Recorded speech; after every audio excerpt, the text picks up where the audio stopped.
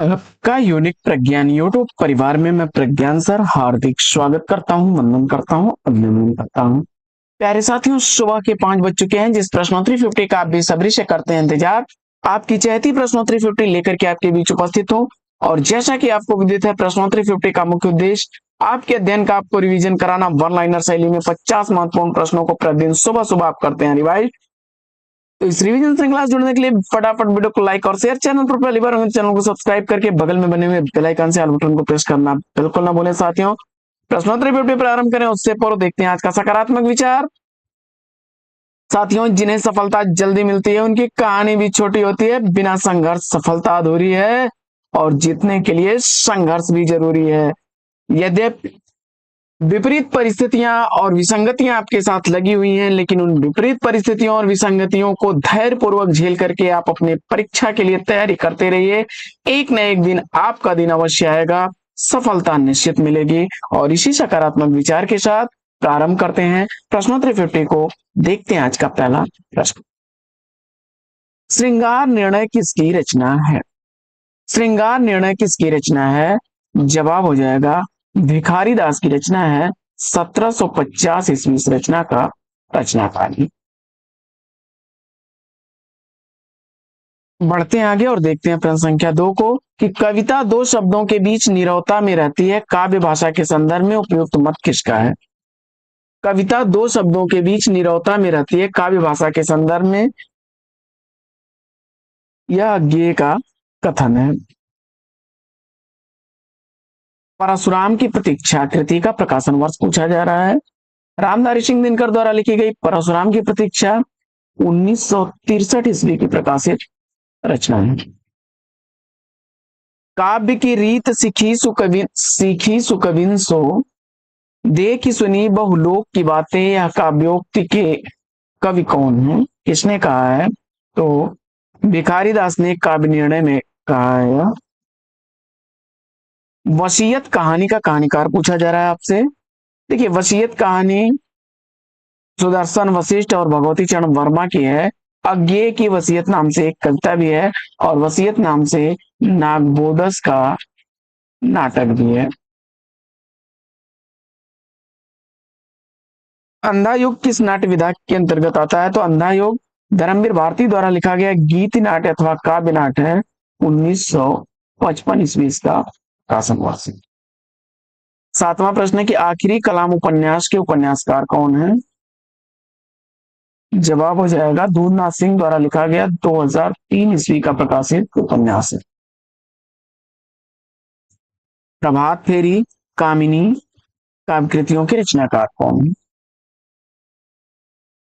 नरेंद्र शर्मा द्वारा लिखी गई प्रभात फेरी 1929 ईस्वी की। वहीं कामिनी 1942 ईस्वी की प्रकाशित रचना है। बढ़ते हैं आगे और देखते हैं अगला प्रश्न। प्रश्न संख्या 9। राजा लक्ष्मण सिंह ने अभिज्ञान शाकुंतलम का अनुवाद कब किया? राजा लक्ष्मण सिंह ने अभिज्ञान शाकुंतलम का अनुवाद 1863 ईस्वी में किया। विशाल भारत पत्र का प्रकाशन कब प्रारंभ हुआ? विशाल भारत पत्र, जिसके संपादक बनारसी दास चतुर्वेदी थे, मासिक पत्र था, कलकत्ता से प्रकाशित हुआ था और 1928 ईस्वी में इस पत्र का प्रकाशन प्रारंभ हुआ। संशय आत्मा काव्य के रचनाकार कौन है? संशय आत्मा ज्ञानेंद्र पद की रचना 2006 ईस्वी की, हिंदी साहित्य अकादमी पुरस्कार से सम्मानित यह रचना है। 2006 ईस्वी में हिंदी साहित्य सम्मान से सम्मानित किया गया था संशय आत्मा के लिए ज्ञानेंद्र पति को 2006 ईस्वी में। ज्यादा अपनी कम पराई किस विधा की रचना है? ज्यादा अपनी कम पराई डायरी विधा की रचना है उपेंद्रनाथ शास्त्री की। उत्तर प्रियदर्शी किसका गीत नाट्य है? उत्तर प्रियदर्शी अज्ञेय द्वारा लिखा गया 1967 ईस्वी का गीत नाट्य है।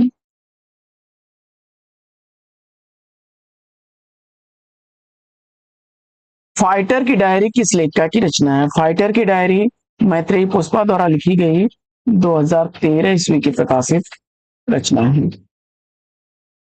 फूल नहीं रंग बोलते हैं किसकी रचना है? फूल नहीं रंग बोलते हैं यह रचना केदारनाथ अग्रवाल की है 1965 ईस्वी की। प्लेग की चुड़ैल कहानी का प्रकाशन वर्ष क्या है? तो प्लेग की चुड़ैल कहानी भगवान दास की कहानी है 1902 ईस्वी इस कहानी का प्रकाशन वर्ष है। स्वर्ण विहान गीति नाट्य के रचनाकार कौन है? तो स्वर्ण विहान गीति नाट्य हरिकृष्ण प्रेमी द्वारा लिखा गया 1930 ईस्वी का प्रकाशित गीति नाट्य है। द्रौपदी नाटक के नाटककार कौन है? तो द्रौपदी नाटक का नाटककार आपने सुरेंद्र वर्मा को चुना, तो सही जवाब है। उक्त व्यक्ति प्रकरण के रचनाकार कौन है? तो उक्त व्यक्ति प्रकरण दामोदर शर्मा की रचना है। रुकोगी नहीं राधिका के रचनाकार कौन है? तो रुकोगी नहीं राधिका उषा प्रियंवदा द्वारा 1967 ईस्वी की प्रकाशित रचना है। गंगा स्नान करने चलोगे संस्मरण के रचनाकार कौन है? तो गंगा स्नान करने चलोगे संस्मरण विश्वनाथ त्रिपाठी जी का है 2012 ईस्वी का। यम गाथा किस विधा की रचना है? तो यम गाथा 2000 ईस्वी की प्रकाशित दूधनाथ सिंह द्वारा लिखा गया नाटक है। यानी यम गाथा नाटक विधा की रचना है, नाटक विधा की रचना है 2000 ईस्वी इसका प्रकाशन वर्ष दूधनाथ सिंह द्वारा लिखा गया है। प्रायश्चित राजश्री नाटकों के नाटककार कौन है? काफी रिपीट होने वाला प्रश्न। जयशंकर प्रसाद द्वारा लिखा गया यह नाटक प्रायश्चित है 1913 ईस्वी का। राजश्री 1914 ईस्वी का प्रकाशित नाटक है। प्रश्न संख्या 24, बादलों में बारूद किस विधा की रचना है? बादलों में बारूद यात्रा साहित्य है मधु कांकरिया जी का 2015 ईस्वी का। 25वां प्रश्न है कि मुन्नी मोबाइल उपन्यास के उपन्यासकार कौन है? मुन्नी मोबाइल उपन्यास प्रदीप सौरभ का है। 26वां प्रश्न है कि संशय की एक रात कृति के रचयिता कौन है? संशय की एक रात नरेश मेहता द्वारा लिखी गई मंगला प्रसाद पारितोषक से सम्मानित रचना है। निराला की साहित्य साधना जीवनी के लेखक कौन है? निराला की साहित्य साधना रामविलास शर्मा द्वारा लिखी गई 1969 ईस्वी की प्रकाशित रचना है।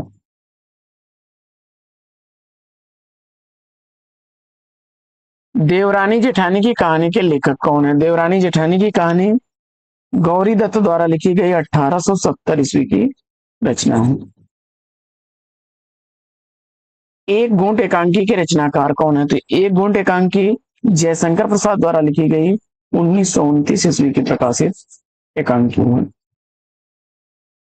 रजत शिखर गीत नाट्य के रचनाकार कौन है? तो रजत शिखर गीत नाट्य सुंदरानंद पंत जी द्वारा लिखा गया 1952 ईस्वी का प्रकाशित गीत नाट्य। कृष्णायन के रचनाकार कौन है? तो कृष्णायन कृति का रचनाकार आपने द्वारिका प्रसाद को चुना, तो राइट आंसर है 1943 ईस्वी इसका प्रकाशन वर्ष। अनामदास का पोथा किसकी औपन्यासिक कृति है? तो अनामदास का पोथा हजारी प्रसाद द्विवेदी जी की रचना है 1976 ईस्वी की। रतन बावनी वीर सिंह देवचरित प्रबंध ग्रंथों के रचनाकार कौन है? तो रतन बावनी वीर सिंह देवचरित केशव दास की रचना है 1606 ईस्वी रचना का रचनाकाल रतन बावनी का वीर सिंह देवचरित का 1607 ईस्वी। यौवन के द्वार पर आत्मकथा के रचनाकार कौन है? यौवन के द्वार पर आत्मकथा देवराज उपाध्याय द्वारा लिखी गई 1970 ईस्वी की प्रकाशित रचना है। राशेष का मंदिर नाटक के नाटककार कौन है? तो राशेष का मंदिर नाटक लक्ष्मी नारायण मिश्र द्वारा लिखा गया 1931 ईस्वी का प्रकाशित नाटक है। असाध्य वीणा काव्य कृति के रचनाकार कौन है? तो असाध्य वीणा काव्य रचना अज्ञेय की है। शिव शंभु के चिट्ठे निबंध के निबंधकार कौन है? शिव शंभु के चिट्ठे निबंध बाल मुकुंद गुप्त जी का है। आपका बंटी उपन्यास में किस मुख्य समस्या को उजागर किया गया है? आपका बंटी उपन्यास तलाक से जुड़ी बाल समस्या को केंद्र में रख के लिखा गया उपन्यास है। रत्नाकर जी से बातचीत इंटरव्यू के लेखक कौन है? जवाब हो जाएगा बनारसी दास चतुर्वेदी 1931 ईस्वी।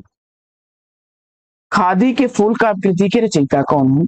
खादी के फूल काव्य रचना हरिवंश राय बच्चन द्वारा लिखी गई 1948 ईस्वी के प्रकाशित काव्य कृति है। मिट्टी की ओर रेती के फूल निबंधों के निबंधकार कौन है? मिट्टी की ओर रेती के फूल रामधारी सिंह दिनकर द्वारा लिखे गए निबंध मिट्टी की ओर 1946 ईस्वी का निबंध, वहीं रेती के फूल 1954 ईस्वी का प्रकाशित निबंध है। चंडी चरित किसकी रचना है? तो चंडी चरित का रचनाकार आपने गुरु गोविंद सिंह को चुना, तो सही जवाब है। न आने वाला कल उपन्यास के लेखक कौन है? न आने वाला कल उपन्यास मोहन राकेश द्वारा लिखा गया 1959 ईस्वी का प्रकाशित उपन्यास है। चतुर्भुज दास का जन्म स्थल पूछा जा रहा है, तो चतुर्भुज दास का जन्म स्थल जमुनावती उत्तर प्रदेश। ये विठल नाथ के शिष्य थे। जीवन काल इनका 1530 से 1585 ईस्वी तक। आगे बढ़ते हैं और देखते हैं अगला प्रश्न की स्मृतियों की जनपत्री डायरी के लेखक कौन है? स्मृतियों की जनपत्री डायरी रविंद्र कालिया द्वारा लिखी गई 1979 ईस्वी की प्रकाशित डायरी है। बूंद और समुद्र उपन्यास के उपन्यासकार कौन है?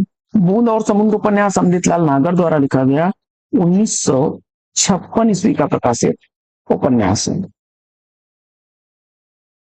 जितने लोग उतने प्रेम कृति के रचनाकार कौन हो? तो जितने लोग उतने प्रेम यह लीलाधर जगुड़ी की रचना है।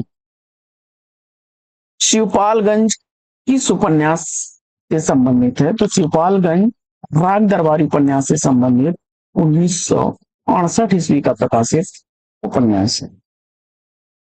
मध्य एशिया का इतिहास कृति के रचनाकार कौन है? मध्य एशिया का इतिहास रचना राहुल सांकृत्यायन जी की है। जिनका मैं कृतज्ञ किसकी रचना है? जिनका मैं कृतज्ञ राहुल सांकृत्यायन की रचना है 1957 ईस्वी इस रचना का प्रकाशन वर्ष। साथियों, यह पाठचर्या कैसी लगी कमेंट्स करके जरूर बताइए। आज की इस पाठचर्या में लेते हैं यहीं पर विराम, फिर मिलेंगे अगले वीडियो में एक नए प्रश्न, एक नया टॉपिक, एक नए अंदाज में। तब तक के लिए लेते हैं आपसे विदा। आपका जीवन मंगलमय हो, बेस्ट विशेष बेस्ट ऑफ लक। जय हिंद।